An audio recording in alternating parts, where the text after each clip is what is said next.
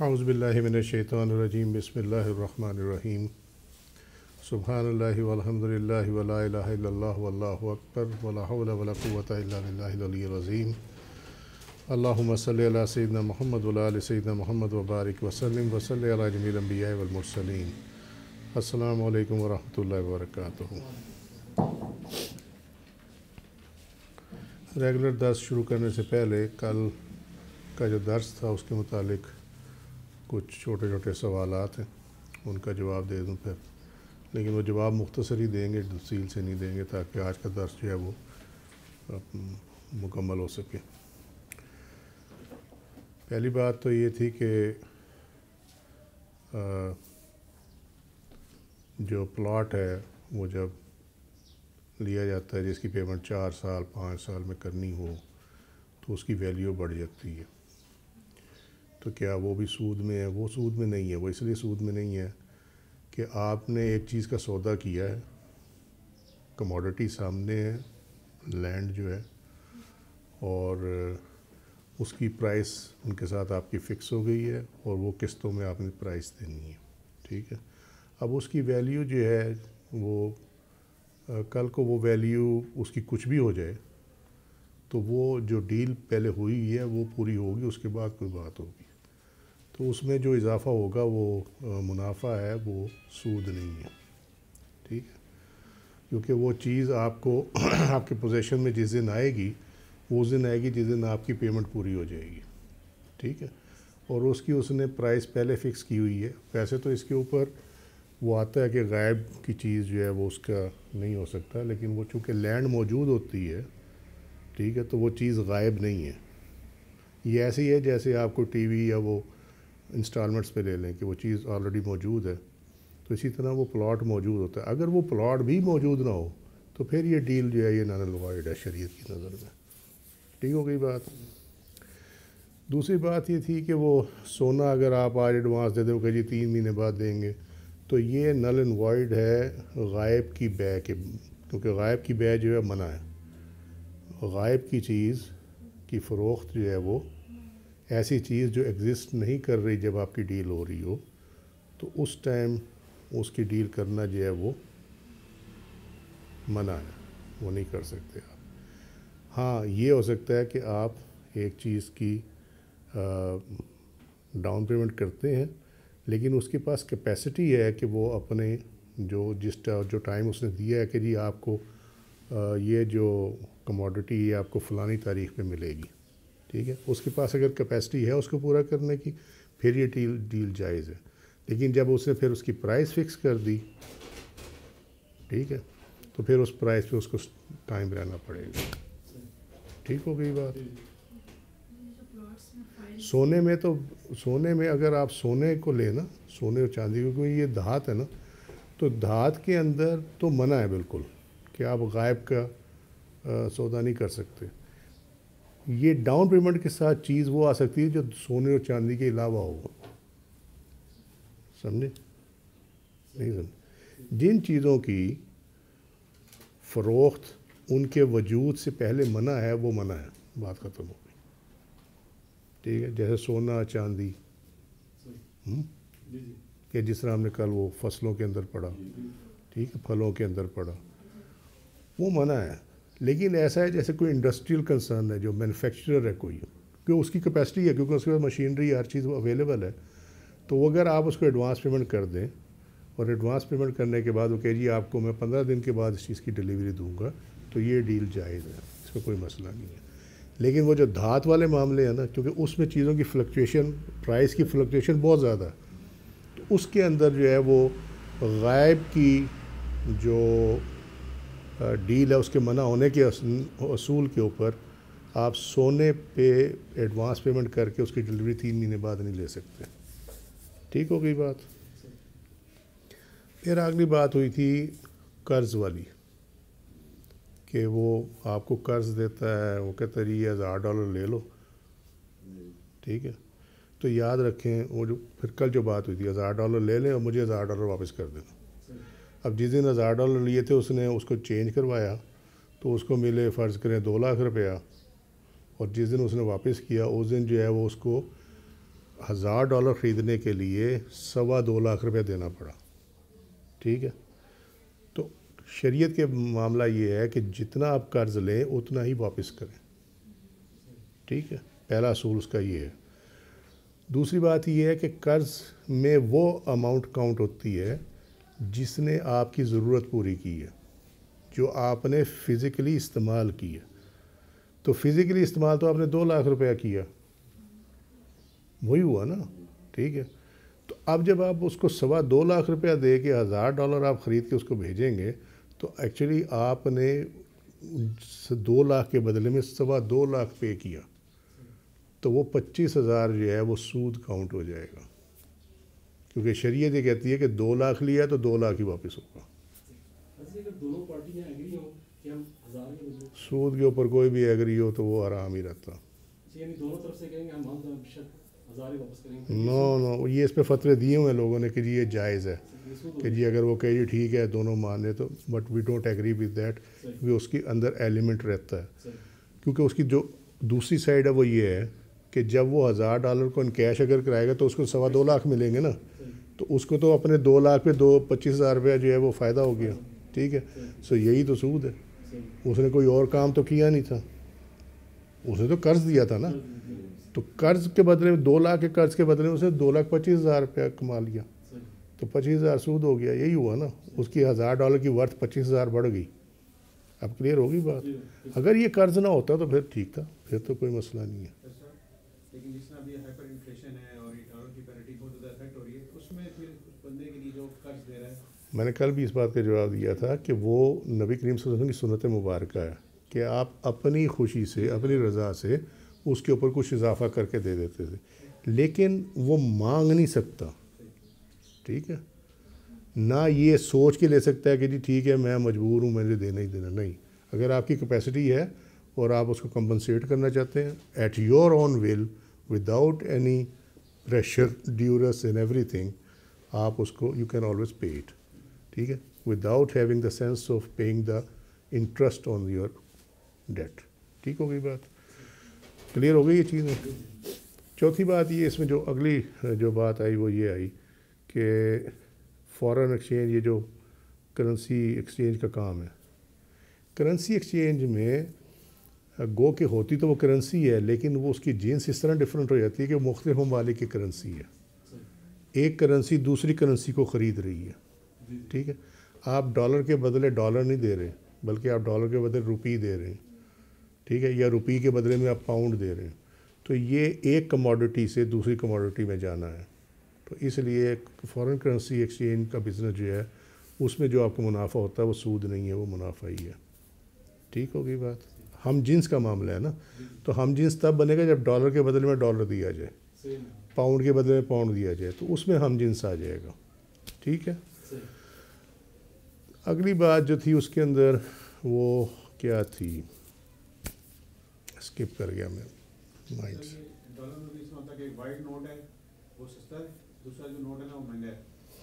وہ الاؤڈ نہیں ہے, یہ کل ایکسپلین ہو چکا ہوگا, کیونکہ وہ کموڈٹی سیم ہے, دیٹس اے ڈالر. ٹھیک ہے, آپ جب اس کو لے کے جائیں گے تو آپ کو نئے ڈالر کے بدلے میں چیزیں زیادہ نہیں ملتی, وہی ملیں گی جو اس کی پرائس میں آتی ہیں. ٹھیک ہے, اس کی ویلیو میں جو آتی ہیں, تو اس لیے وہ جو ہے نا وہ الاؤڈ نہیں ہے اس کے اندر. ٹھیک ہے, اور جو چیز ایگزسٹ نہیں کرتی اس کی سیل پرچیز نہیں ہو سکتی. That's it. ٹھیک ہے, وہ ایک کمٹمنٹ ہے کمپنی کی طرف سے کہ جی یہ جس کے پاس یہ لیٹر ہے اس کو یہ پلاٹ دیا جائے گا. کب دیا جائے گا, پلاٹ ایگزسٹ کرتا ہے نہیں کرتا, اس کا کوئی اتا پتہ نہیں ہے. ہمارے اکثر کاروبار شریعت کے خلاف ہیں. ٹھیک ہے جی. ایک اور چیز تھی وہ میں اسکپ کر گیا ہوں, میرے مائنڈ سے نکل گئی ہے, یاد آ جائے گی تو پھر بتا دوں گا. ٹھیک ہے, اب آ جاتے ہیں ہم ریگولر درس کی طرف. اور وہ درس یہ ہے کہ ہم نے یقین کو ہم نے کل لاسٹ ٹائم ڈسکس کر لیا تھا پچھلے درس میں, اور آج ان شاء اللہ تعالیٰ ہم اس سے آگے بڑھیں گے مکاشفہ, کیونکہ یہ 3 ہے نا اس کے اندر, یقین, مکاشفہ اور عبدیت یا عبودیت، یہ بھی آ جائے گا سامنے سارا۔ یقین مکاشفہ کا نام ہے، میں تھوڑا سا اس کو میں وہ ریفریش کر دوں تاکہ جو لوگ جو ہیں، ہماری اکثریت بھولنے کی عادی ہے، جو پڑھا تھا وہ بھول گئے، بات ختم ہو گئی، ٹھیک ہے۔ یقین اپوزٹ ہے گمان کے، جس کو ظن بھی کہا جاتا۔ یہ وہ زے والا ظن نہیں ہے جس کا معنی عورت ہوتا، یہ زواد والا ظن ہے، ٹھیک ہے۔ اور یقین اس کو کہتے ہیں وہ اعتماد یا اعتبار جس میں ایک شک جو ہے وہ کوئی کام نہ کر سکے، یعنی شک اس کو چینج نہ کر سکے، اس کو یقین کہا کرتے ہیں، ٹھیک ہے۔ یہ لغت کے اعتبار سے۔ اور تصوف میں اس کی جو ڈیفینیشن ہے وہ یہ ہے کہ اللہ تعالیٰ کی ذات پر ایسا کامل یقین ہونا گویا سالک خود اللہ تعالیٰ کو دیکھ اور محسوس کر رہا ہے، ٹھیک ہے۔ پھر ہم نے اس کو ایمان سے یقین تک، کیونکہ حکم ہے یہ یہاں پہ الذین یؤمنون بالغیب سے لے کر اور وبالآخرۃ ھم یوقنون، تو غیب پہ تو یقین آ جاتا ہے، ہم لاتے ہیں کہ ہم ڈسکس ڈیٹیل سے کیا تھا ہم نے۔ اور بالآخرۃ ھم یوقنون، تو یقین تو وہ ہے جس کو آپ دیکھ لیں تو پھر وہ چینج نہیں ہوتا، ٹھیک ہے۔ اور اس میں کوئی شک بھی نہ ہو جس کے اندر، تو وہ اگر اس کی آپ لغوی معنی میں جائیں تو اس میں تو پھر یہ ہے کہ آپ کو اتنا یقین کامل ہے قیامت کے آنے پر کہ کوئی اس میں شک آپ کو نہیں ڈال سکتا، ٹھیک ہوگی بات۔ مگر یقین کی جو واسٹ ڈیفینیشن ہے وہ کیا ہے کہ جو آپ دیکھ لیں، جس طرح ہم نے یہ کہا کہ اللہ تعالیٰ کو دیکھ اور محسوس کر رہا ہوں، ٹھیک ہے۔ تو یقین کی جو معاملات ہیں وہ دیکھنے سے، یعنی مشاہدے سے جڑی ہوئی ہے وہ چیز۔ کلیئر ہو گئی بات یا نہیں؟ کوئی مشکل تو نہیں ہے؟ اسی لیے اس کو یہاں یہ کہا گیا کہ یقین جو ہے دراصل مکاشفہ کا نام ہے۔ مکاشفہ کیا ہے یہ بھی ہم دیکھ لیتے ہیں ابھی۔ امام قشیری لکھتے ہیں، بعض نے کہا ہے کہ یقین المکاشفہ کا نام ہے اور مکاشفہ 3 صورتوں میں ہے۔ مکاشفہ بالاخبار یعنی خبر کے ساتھ مکاشفہ، کسی چیز کے بارے میں خبر مل گئی۔ مکاشفہ باظہار القدرت، کہ قدرت کے اظہار کے ساتھ مکاشفہ ہو جائے۔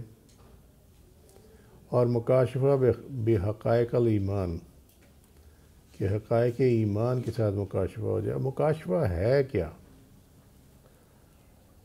صوفیہ کے کلام میں مکاشفہ کی تعریف جو کی گئی ہے، کسی چیز کا ذکر دل پر اس طرح غالب آ جائے کہ وہ چیز دل پر واضح اور ظاہر ہو جائے اور کسی قسم کا شبہ، شک شبہ باقی نہ رہے۔ یہ ہم نے ایک ذکر کیا ہے دل کی آنکھ، ٹھیک ہے۔ سو مکاشفہ جو ہے وہ دل کی آنکھ سے چیزوں کو دیکھنا ہے، ٹھیک ہے۔ اور وہ اس طرح دیکھنا ہے کہ کسی قسم کا شک و شبہ باقی نہ رہے۔ ابھی اس کو اپنے ذہنوں میں ریپ اپ نہیں کرنا، ٹھیک ہے، کنکلوڈ نہیں کرنا، ڈونٹ جمپ ٹو کنکلوژنس، کیونکہ کتابوں میں لکھی تو ہوتی ہیں چیزیں، مگر اس کی جو ایکسپلینیشن ہے وہ جب تک اس کے ساتھ نہ ہو تب تک جو ہے وہ بات کلیئر نہیں ہوتی۔ ایک اندازہ رہتا ہے پڑھنے والے کو، جیسے لوگ کشف المحجوب پڑھتے ہیں، ٹھیک ہے، تو کشف المحجوب میں لوگ پڑھ لیتے ہیں، اس کا ترجمہ پڑھ لیتے ہیں، وہ سمجھتے ہیں سمجھ میں آ گئی ہے، لیکن وہ سمجھ میں نہیں آ سکتی جب تک آپ اس کی تصوف کی اسرار و رموز کو نہ جانتے ہو۔ جب تک آپ نے تصوف کے اسرار و رموز کا مکاشفہ آپ کو حاصل نہ ہو۔ یہ کشف سے ہے، کشف مین جو پردے میں ہے اس کا ظاہر ہو جانا، ٹھیک ہے۔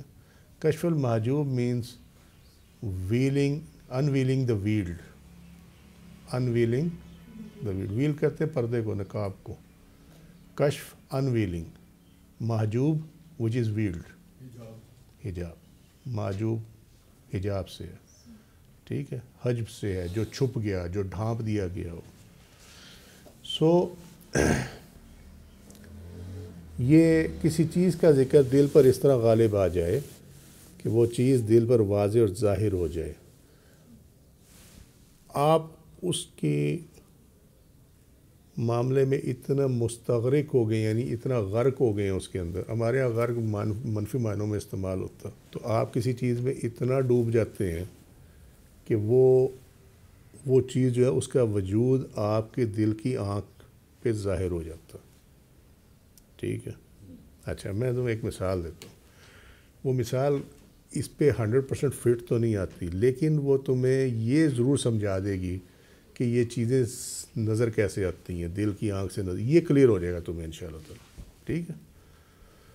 کسی چیز کو آپ دیکھتے رہو, ٹھیک ہے, آپ دیکھیں کسی چیز کو, اس کے بعد آنکھیں بند کر لیں, تو اس کا جو ہیولا ہے, امیج جو ہے, وہ آپ کی آنکھیں بند ہونے کے باوجود آپ کو نظر آ رہا ہوگا. بس یہی سینس ہے اس کی. ٹھیک ہے. اب سمجھ میں آ گئی دل کی آنکھ سے دیکھنا کیسے ہوتا. تو وہ تو ہیولا نظر آئے گا نا, کیونکہ وہ 2 آنکھوں کا کمال ہے. لیکن دل کی آنکھ جو ہے اس کے اندر جب یا اس پہ پردہ ہوگا یا نہیں ہوگا. اس کی تیسری سٹیج یہ ہوتی ہے کہ پردہ ہوگا لیکن اس طرح کا ہوگا جیسے جسم پہ ململ ہوتی ہے. ٹھیک ہے, کہ وہ کچھ نظر بھی آ رہا ہے اور کچھ نظر نہیں بھی آ رہا. ٹھیک ہے. مکمل ہٹ جائے تو بالکل کلیئر نظر آتا ہے جیسے تم لوگ نظر آ رہے ہو. اور اگر وہ بیچ میں ابھی پردہ حائل ہے, وہ سی تھرو کپڑا نہیں ہوتا جس طرح, اس کے پیچھے سے جو نظر آتا ہے وہ کیا پورا نظر نہیں آتا, لیکن یہ پتہ چلتا ہے وجود کوئی چیز پیچھے اس کے ہے, اس کپڑے کے پیچھے. ٹھیک ہے. تو وہ اس میں یہ 3 سٹیجز ہوتی ہیں اس کی. ٹھیک ہے. یا نہیں ہوگا, یا ہوگا لیکن دھندلا ہوگا تھوڑا سا, یا بالکل کلیئر ہوگا. ٹھیک ہے. سو یہ ہے اس کی امیجنری جو بنتی ہے. کلیئر ہو گئی بات. ٹھیک ہے. کبھی آپ دیکھو نا, ایک اور ایکسپیرینس کر کے دیکھنا, آپ دھوپ میں بیٹھے ہو, سڈنلی آنکھیں بند کر لیں. سو آپ کو دھوپ نظر آ رہی ہے, یا وائٹ نظر آ رہی ہے, یا یلو نظر آ رہی ہے. یہی ہوگا نا 2 آنکھوں سے جب دیکھیں. مگر جب آپ آنکھیں بند کر لیں گے تو آپ کو رنگ ڈفرینٹ نظر آئیں گے. کبھی بلو نظر آئے گا, کبھی ریڈ نظر آئے گا. ٹھیک ہے. اس طرح ہی ہوتا ہے نا. اس کی وجہ کیا ہے؟ اس کی وجہ یہ ہے کہ یہ جو سن لائٹ ہے اس کے اندر 7 کلرز کی کمبینیشن ہے.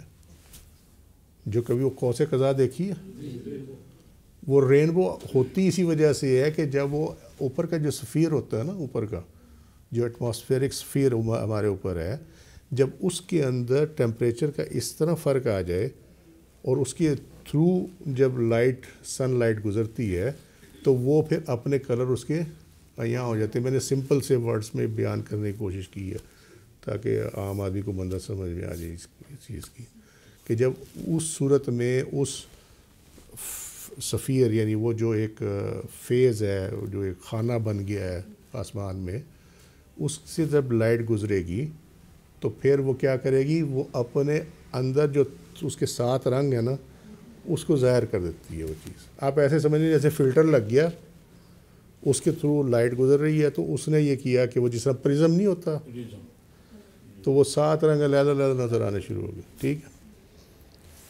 اب مسئلہ یہ ہے کہ آپ نے تو دیکھا دھوپ کو وائٹ کلر کی, رنگ آپ کو نظر آتا ہے دوسرا. وجہ اس کے یہ ہے کہ اس چیز کے جو حقیقت ہے وہ آپ کے آنکھ کے پردے پہ تو آ گئی ہے, مگر آپ کی جو دونوں آنکھیں ہیں اس کو دیکھنے سے قاصر ہیں. ٹھیک ہے. اسی طریقے سے یہ دل کی آنکھ سے دیکھا جاتا ہے. بعض اوقات وہ لوگ المکاشفہ سے مراد وہ کیفیت لیتے ہیں جیسے کوئی دیکھنے والا بیداری اور نیند کی درمیان کی حالت میں دیکھتا ہے, ٹوائلائٹ میں دیکھتا ہے. اس حالت کو عموماً ثبات سے تعبیر کیا جاتا ہے. ٹھیک ہے. ابھی دونوں چیزیں ہو گئیں. ایک ہم نے دل کی آنکھ کو ڈسکس کر لیا کہ وہ کیسے دیکھی جاتی ہے، ٹھیک ہے، اور دوسرا اب یہ آ گیا یہ ٹوائلائٹ، یعنی نہ جاگ رہے ہیں نہ سوئے ہوئے ہیں، ٹھیک ہے۔ ایک ہوتی ہے حالت نیند جس میں آپ ڈریم دیکھتے ہیں، خواب یا خواب جو بھی آپ کو اس کو، ٹھیک ہے، وہ آپ دیکھتے ہیں، ٹھیک ہے۔ اس کے بارے میں تو جب آپ اٹھتے ہیں تو اگر آپ کی میموری میں وہ ہے تو آپ کو یاد رہ گیا تو رہ گیا، نہیں یاد رہا تو نہیں یاد رہا، بس یہ احتمال ہوتا ہے کہ کچھ دیکھا ہے، ٹھیک ہے، یاد رہ گیا تو آپ بتا دیتے میں نے خواب میں یہ دیکھا۔ لیکن نیند میں جو آپ کو نظر آتا ہے، جو کچھ دکھایا جاتا ہے یا روح جو کچھ دیکھتی ہے اس میں اور یہ جو ٹوائلائٹ والی ہے اس میں بہت بڑا فرق ہے۔ ایک روح جو ہے وہ جسم اور جو اوریجن ہے اس کا جسم کا اور روح کا اس کے کانٹیکٹ کے درمیان پھنسی ہوئی ہوتی ہے، یعنی یہ آپ اس کو ایسے سمجھ لیں کہ ایک ہاتھ ادھر سے کسی کا پکڑا ہوا ہے اور ادھر سے ایک ہاتھ پکڑا ہوا، اب سمجھ میں آ گئی بات؟ جبکہ نیند کی حالت میں روح بالکل نکل جاتی ہے، جسم جو ہے وہ بغیر روح کے ہوتا ہے اس ٹائم جب آپ سو رہے ہوتے ہیں۔ لیکن یہ ٹوائلٹ میں ہوتا ہے کہ جو ہے ادھر بھی ہاتھ ہے، اس جہان میں بھی ہاتھ ہے اور اس جہان میں بھی ہاتھ ہے، آپ سمجھ گئے بات؟ تو وہ روح جو ہے وہ درمیان میں ہوتی ہے، روح پھر جو کچھ دیکھ رہی ہوتی ہے اس کا اثر جسم کے اوپر پڑتا ہے، ٹھیک ہے۔ یہ وہ وجہ ہے جس کی وجہ سے جب آپ یہ ٹوائلائٹ میں یعنی جو آپ کہتے ہیں نا نیم بیداری کی حالت میں جو کچھ دیکھتے ہیں اس کا اثر فوری جسم کے اوپر پڑتا ہے، اور اس کی ایک بڑی پہچان یہ ہے کہ بندے کا دل ایسے ڈھک ڈھک ڈھک ڈھک ڈھک ڈھک شروع ہوتا ہے۔ اب اس عالم میں اس کو دکھایا جاتا ہے۔ اب اس میں اور نیند کی حالت میں فرق کیا ہے، ٹھیک ہے، یہ اب سوال اس کے اندر یہ پیدا ہوتا ہے کہ وائی ناٹ ون آپشن، کہ جی نیند والی آپشن ہوتی ہے وہ بڑی ٹھیک ہوتی، ٹھیک ہے، ایسا ہی ہے نا؟ اچھا، نیند کی حالت میں جب روح پرواز کرتی ہے نا وہ عالم ارواح میں جاتی ہے، ٹھیک ہے، اور اس میں ہر چیز کا باطن جو ہے وہ اوپن ہوتا ہے کیونکہ روح باطن ہے، روح باطن میں ہے نا، یار نہیں سمجھ میں آ رہی؟ مجھے اپنا علاج کرانا پڑنا لگتا ہے مجھے یہی۔ اچھا، روح چونکہ باطن میں ہے اور اس کا سفر بھی ایسے عالم میں ہوتا ہے جو کہ باطن میں، ہمارے لیے تو باطن میں ہے، غیب میں ہے، ٹھیک ہے، لہٰذا ہمیں وہ چیزیں وہاں کی نظر آتی ہیں، مگر جب یہ ٹوائلائٹ میں ہو نا تو اس میں دونوں عالم کی چیزیں جو ہے وہ جوائنٹ ہو جاتی ہیں، تو اس عالم میں عالم ارواح کے بھی معاملہ نظر آتا ہے اور یہ جو عالم اسباب ہے اس کا معاملہ بھی نظر آتا ہے، ٹھیک ہے۔ لیکن مسئلہ یہ ہے کہ کیا ہر جو ٹوائلٹ میں نظر آتا ہے وہ صحیح ہوتا؟ سوال یہ ہے، ٹھیک ہے۔ دو صورتیں ہوتی ہیں، ایک صورت یہ ہوتی ہے انسان خود دیکھنا چاہے اور ایک صورت ہوتی ہے کہ اللہ تعالیٰ دکھانا چاہے، ٹھیک ہے۔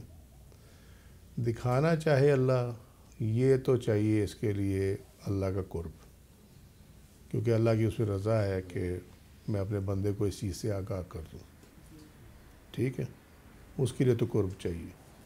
اب ہر کسی کی کوشش یہ ہوتی ہے کہ وہ مجھے پتہ چلے، یہ جو ہے نا انسٹنکٹ، یہ پامسٹ کے پاس جانا، ٹھیک ہے، یہ کاہنوں کے پاس جانا، فال نکلوانا، یہ انسٹنکٹ ہے انسان کی کہ اسے پتہ چلے کہ آگے کیا آ رہا ہے، ٹھیک ہے۔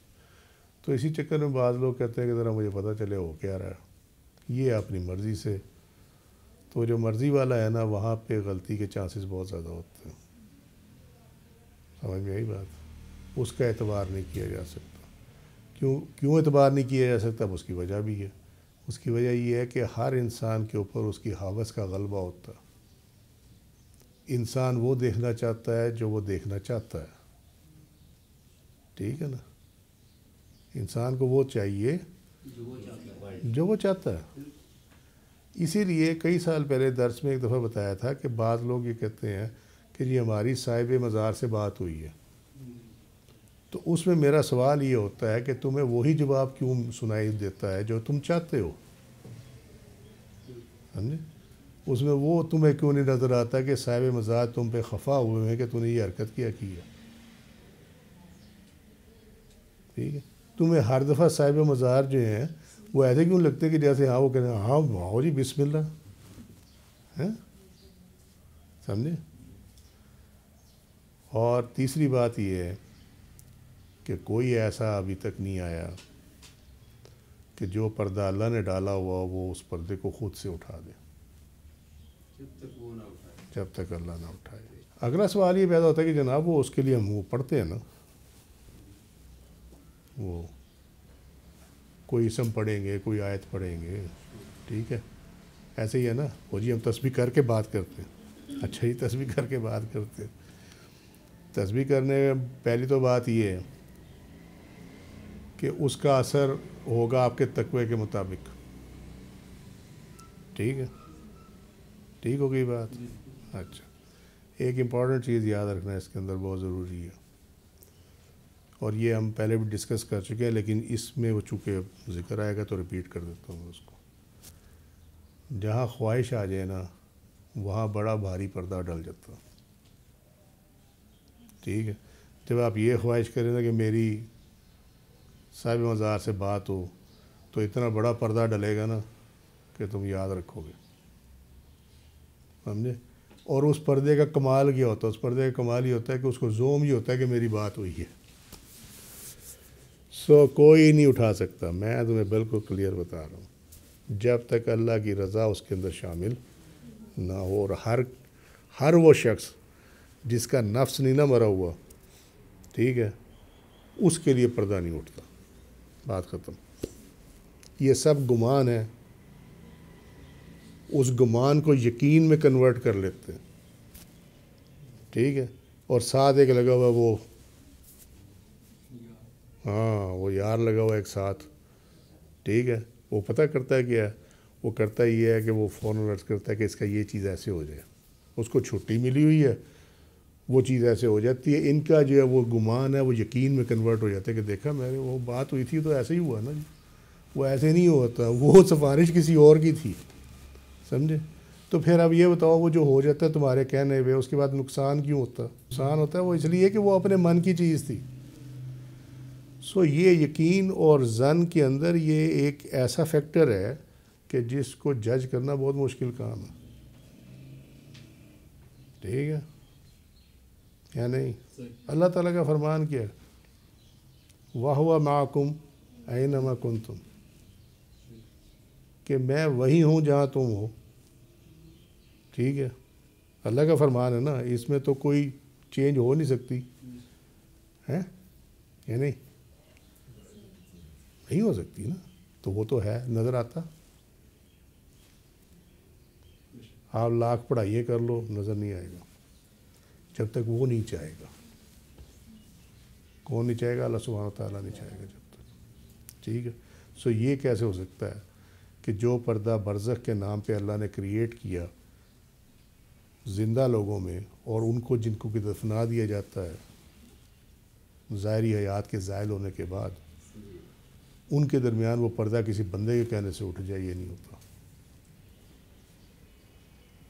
اٹھتا ہے لیکن اللہ کے حکم سے اٹھتا ہے، اللہ کی اجازت سے اٹھتا ہے، وہ اپنے بندوں کو یہ فیسلٹی عطا فرماتا ہے، ٹھیک ہے، لیکن کس کو عطا فرماتا ہے؟ وہی جس کو قرب ہو، ٹھیک ہے، اور جب وہ اس کو دیکھ لیتے ہیں، ٹھیک ہے، تو وہ گمان کی منزل سے نکل کر یقین کی منزل میں آ جاتے ہیں، کیونکہ اب اس نے اللہ کے حکم سے دیکھ لیا ہے کہ صاحب مزار اندر کیا کر رہے ہیں، ٹھیک ہے، باقی سارا گمان ہے۔ استخارے کا سٹیٹس تو یہ ہے کہ وہ شریعتاً جائز ہے، آپ کو نبی کریم صلی اللہ علیہ وسلم نے بلکہ ایڈوائس کیا ہے کہ استخارہ کیا کرو۔ استخارہ کرنا اللہ سے رہنمائی حاصل کرنا، ٹھیک ہے، کسی بھی معاملے میں، تو جب آپ اللہ سے رہنمائی حاصل کریں گے تو اللہ تعالیٰ فرمائے گا، کیونکہ نبی کریم صلی اللہ علیہ وسلم نے جو فرمایا وہ اللہ کے حکم سے ہی فرمایا ہوا، ٹھیک ہے۔ اس کے اندر تو آٹومیٹکلی پرمیشن آ گئی کہ whosoever will come to me and wants to know about certain thing, ٹھیک ہے, I'll guide him or her, that's it. اس میں تو پرمیشن آلریڈی آپ کے پاس امپلائڈ فارم میں موجود ہے. جب آپ سر نے فرما دیا نا تو وہ پوری امت کے لیے ہو گیا. تو یہ بھی پرمیشن ہے, ٹھیک ہے. وہ اگر یہ حدیث شریف موجود نہ ہوتی تو پھر استخارہ بھی کچھ نہیں کر سکتا تھا. استخارے کا اصول یہ ہے جس کا معاملہ وہ خود کرے, ٹھیک ہے. اب آ جاتے ہیں, میں اس کو ابھی لنک ہم کریں گے اگلے سوال سے. اگلا سوال تھا کیا جی صاحب مزار, ضرورت کیوں پیش آتی موجود ہے؟ ہاں یس, یہ ہوئی نا بات, ٹھیک ہے. استخارہ ایک علیحدہ چیز ہے. صاحب مزار کے ساتھ جو آڈیو ویڈیو لنک ہے وہ ایک سیپریٹ چیز ہے. اس کا پرپز اور ہے, اس کا پرپز استخارہ نہیں ہے, ٹھیک ہے. اس کا پرپز کیا ہے؟ اس کا پرپز اتنا بڑا پرپز ہے کہ عام بندہ کیونکہ سمجھتے نہیں ہے نا, ان کو تو اپنی منتوں مرادوں سے پڑی ہوتی ہے کہ ہم آج آگے دعا کریں ہمارا یہ کام ہو جائے, ٹھیک ہے.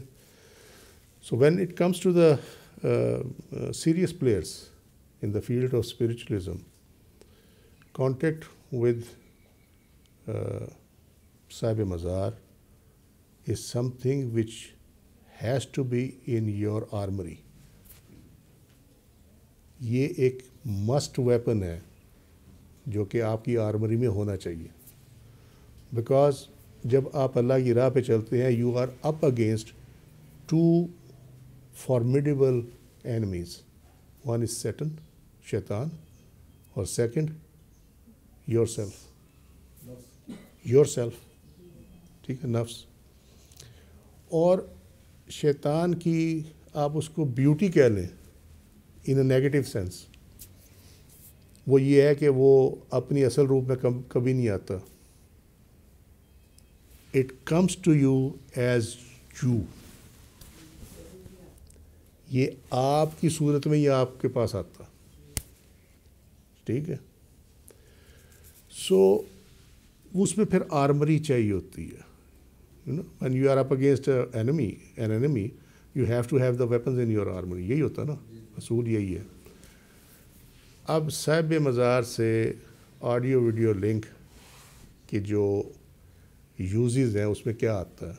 I won't go for the full scale, لیکن صرف میں ایک آؤٹ لائن دے دیتا ہوں. صاحب مزار وہ ہے جو کہ زمان اور مکان کی قید سے آزاد ہے, ٹائم اینڈ اسپیس کی جو لمیٹیشنز ہیں, لمٹس ہیں, اس سے آزاد ہے, ٹھیک ہے. صاحب مزار can climb up to Allah's بارگاہ لائک دس, ٹھیک ہے, نمبر 1. نمبر 2, وہ صاحب مزار ہے ہی اسی لیے کہ وہ کامیاب لوگوں میں سے, اللہ کے مقرب لوگوں میں سے, ٹھیک ہے. یہ نہیں ہے کہ کسی دنیا دار کا مزار بنایا تو کہ جی صاحب مزار ہے تو اللہ کا قرب ہے, نہیں, اس کے آثار نظر آ جاتے ہیں, ٹھیک ہے. میں جینون صاحب مزار کی بات کروں, وہ کامیاب لوگوں میں سے, ٹھیک ہے. اب وہ اس سٹیج پہ ہے کہ جہاں پہ نہ نفس ان کے اگینسٹ ہے اور نہ شیطان ان کے اگینسٹ ہے, ٹھیک ہے, وہ آزاد ہے. تو وہ جو ہے نا انبیاء, صدیقین, شہداء, صالحین, کیا خوبصورت ساتھی ہیں, کیا اچھے ساتھی ہیں, ٹھیک ہے. وہ ساتھ جو ہے نا وہ ایسے کام آتا کہ چونکہ وہ اب ہر چیز سے نکل گئے ہوئے ہیں, اللہ کے قرب میں بھی ہیں, اللہ کے ساتھ ان کی جو ہے وہ رسائی بغیر کسی رکاوٹ کے ہے, ٹھیک ہے. چاہے وہ انہوں نے اللہ سے ہدایت لینی ہے, چاہے انہوں نے اللہ کی بارگاہ میں کوئی عرض کرنی ہے, چاہے انہوں نے رہنمائی لے کے آگے وہ جو ابھی دنیا میں موجود ہے جس کے ساتھ ان کا تعلق ہے اس کو کچھ رہنمائی دینی ہے کہ یہ اللہ کی رضا اس میں یہ ہے, تو نے یہ کرنا ہے, یا اس کو ایسے کرنا ہے, ایسے کرنا ہے, ٹھیک ہے. تو جو منازل ہیں یہ راہ سلوک کی, اگر کسی نے اس پہ کامیابی سے منزل پانی ہے نا تو اس کا صاحب مزار کے ساتھ آڈیو ویڈیو لنک ہونا لازمی ہے. وہ آسان ہو جاتی ہے رائے، کیونکہ وہ وہاں وہ جو ہے نا کیا اچھے ساتھی ہیں وہ اس کے ساتھ ہوتے ہیں، تو وہ ہر قدم کے اوپر نا اس کو اپنی سپورٹ پرووائڈ کرتے جاتے ہیں ہر معاملات میں۔ استخارہ تو بندے کا اپنا معاملہ ہے نا۔ یس یس بالکل ٹھیک ہو گئی بات، اب کلیئر ہو گئی بات۔ وہ سن لیا یار جو ہم نے آج تک نہیں سنا ہے کسی کو، لیکن سوال ہے کیا کریں۔ تو میں آتا ہوں ادھر، اب یہ جو ہے نا ناؤ یو آر اسکروچنگ می۔ اچھا، اس میں ہوتا یہ ہے کہ سپورٹ چلتی رہتی ہے، ٹھیک ہے، اور یہ یاد رکھو کہ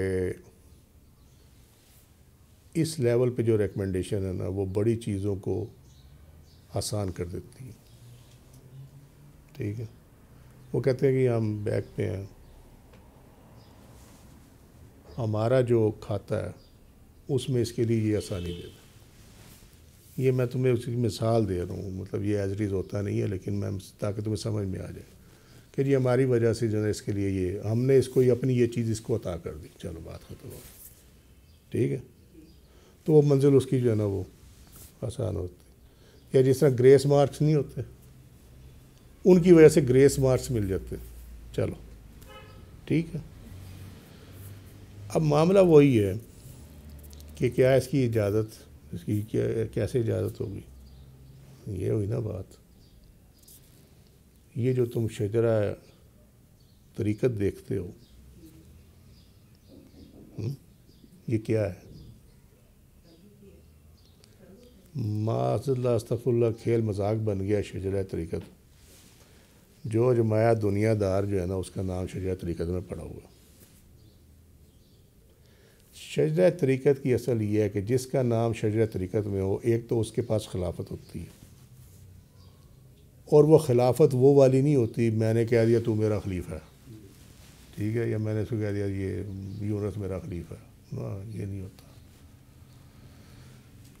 وہ تمام پائیدان سے ہوتی ہوئی جب تک اس کی منظوری مدینہ شریف سے نہیں ہوتی نا تب تک وہ خلافت نہیں ہوتی، سمجھے؟ وہ وہاں رجسٹر ہوتی ہے باقاعدہ۔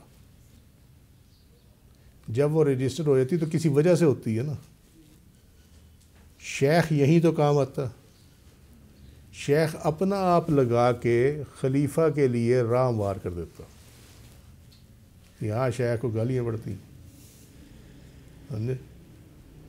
وہ جو شیخ کی ریکمنڈیشن ہے نا، یہ اس لائن میں تین چیزیں بڑی کامن ہوتی ہیں، تین چیزیں کامن کا لفظ تو خیر غلط ہو گیا، یعنی تین معاملات ایسے ہیں جس طرح ہارمنی میں نے بیان کی نا، تو شیخ کے کیپ میں یہ تین فیدر ہونے چاہیے۔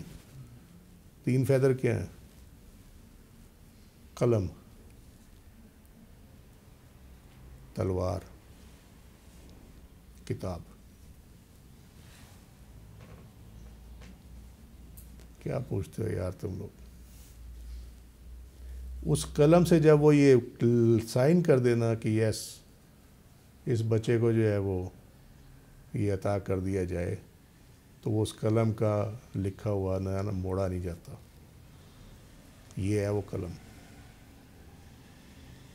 ٹھیک ہے۔ تلوار تو تم سمجھتے ہی ہو، کتاب دیٹ مینس لنک ود اللہ سبحانہ و تعالیٰ اینڈ رسول صلی اللہ علیہ وسلم اینڈ اولیاء اللہ، یہ سب یقین میں ہی ہیں، اور سب یہ مکاشفہ جو ہے نا یہ اسی میں آتا۔ سو وہ جو لیول ہے نا وہ اور ہے، یہ مکاشفہ بے حقائق الایمان میں ہے، یہاں سے شروع ہوتا ہے بے اظہار القدرت۔ یہ مکاشفہ بالاخبار جو ہے نا یہ تو وہ ہے جو عام بندے کے پاس بھی ہوتا ہے، قرآن سے پڑھ لیا، حدیث سے پڑھ لیا، خبر جو ہے وہ صورت میں۔ یقین کے درجات، جس طرح مکاشفہ کی تین صورتیں ہیں، یہ دیکھو، مکاشفہ بالاخبار، بے اظہار قدرت اور بے حقائق الایمان۔ اسی طرح یقین کی تین صورتیں جو تمہیں معلوم ہے بڑی کامن ہے، ہر کوئی اس کے اوپر تبصرے کرتا پھرتا، علم الیقین، عین الیقین، حق الیقین.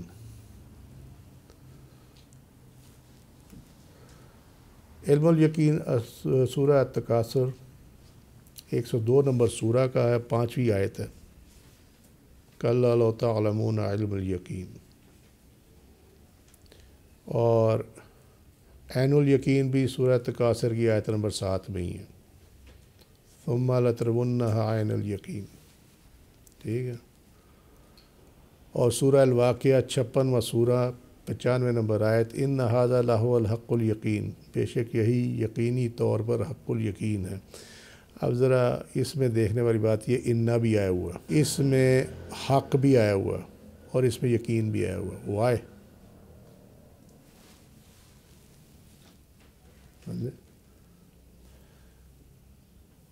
یہاں یقین کے ساتھ اب آپ اس کو ذرا تھوڑا سا بائیفرکیٹ کریں تو یہ معاملہ کلیئر ہو جائے گا انشاءاللہ تعالی. بائیفرکیٹ کیسے کریں؟ الیقین کو آپ کامن کے طور پر نکال لیں باہر.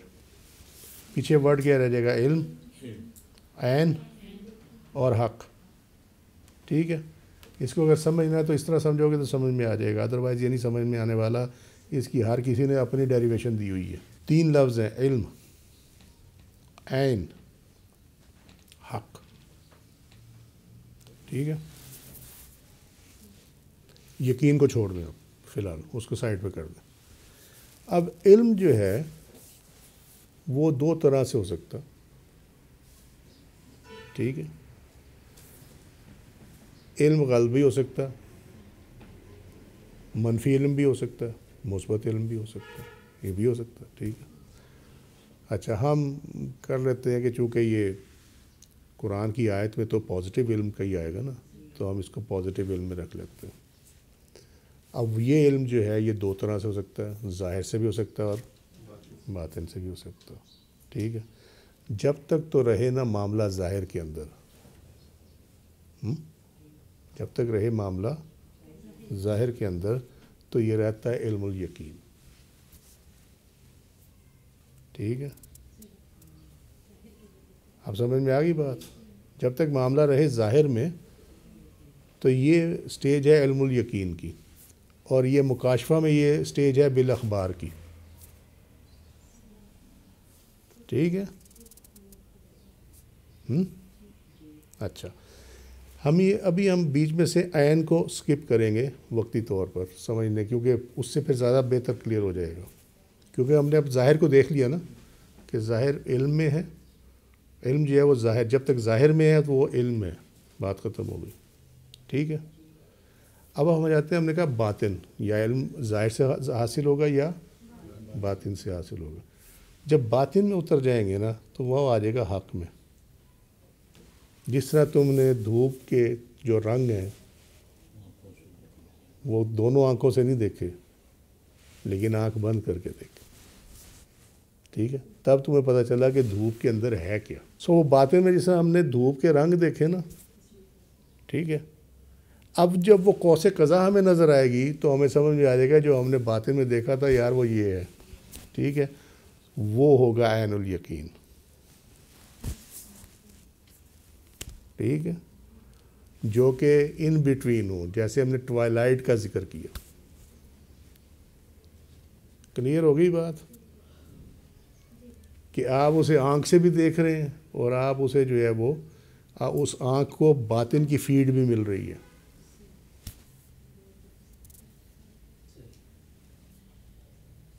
نہیں سمجھ میں آئی؟ یہ اور حق جو ہے وہ ٹوٹل باطن.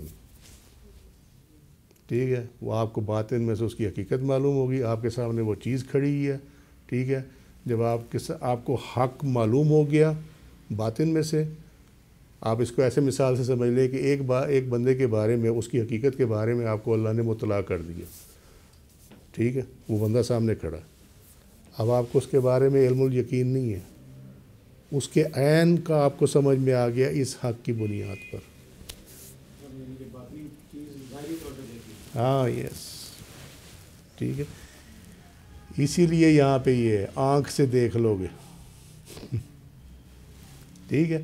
یہاں آنکھ سے دیکھنے کا کوئی ذکر نہیں ہے حق الیقین میں. عین آنکھ کو کہتے ہیں، یاد رہے کہ ان تینوں کلمات علم الیقین، عین الیقین، حق الیقین کا مطلب علم ہے کسی چیز کے متعلق، لیکن اگر یقین نہ ہو تو وہ علم نہیں ہوتا.